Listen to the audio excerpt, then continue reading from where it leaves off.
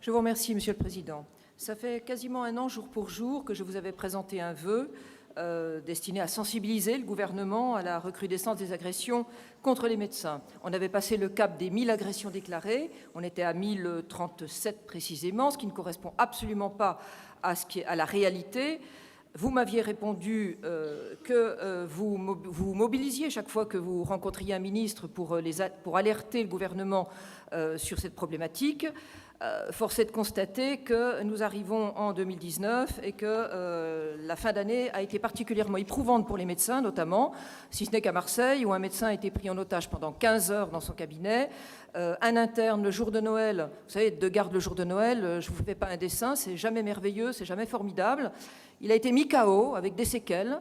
Et début janvier, un médecin a été pourchassé, alors qu'il avait eu un accident de voiture dont il n'était pas responsable, pourchassé, menacé, racketté, dévalisé et terrorisé. Bon, nous en sommes là. J'aimerais que la région s'intéresse à ce problème, s'intéresse en apportant un soutien logistique. Voilà.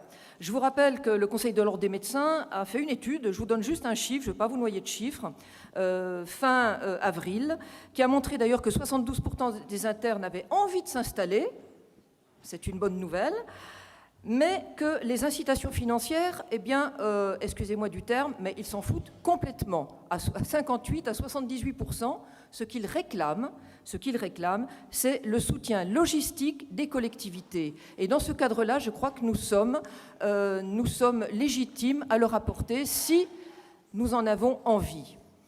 Alors, je ne vous lirai pas la motion, mais j'aimerais vous faire part d'un vécu personnel pour vous sensibiliser, en espérant que peut-être ça apportera une forme de prise de conscience politique dans cet hémicycle. Nous sommes en décembre 2006. Je suis médecin généraliste, addictologue. Je suis appelée en visite à domicile auprès d'un jeune adulte. Là, il n'y a rien que de très banal, on dirait. À part que quand je passe la porte, je suis clouée au mur de l'entrée avec un fusil collé sous le menton. 2 heures. Ça a duré 2 heures. Avant qu'on envoie la cavalerie, je dirais. Vous savez, j'aurais aimé, à cette période-là, avoir un système de géolocalisation, avoir un système d'alerte discret, qu'on m'ait aidé dans cette situation-là. Je vous rappelle que vous avez tous des familles. Ce qui m'est arrivé à moi, maintenant, ça arrive aussi dans les salles d'attente. Ça arrive directement dans les cabinets médicaux. Vous pouvez avoir de la famille dans une salle d'attente, des parents, des enfants, ça peut arriver à n'importe qui. Donc je pense que maintenant, vraiment, j'espère que nos différents politiques ne gêneront pas certaines personnes pour voter pour. Et surtout, bougeons-nous, s'il vous plaît, bougeons-nous.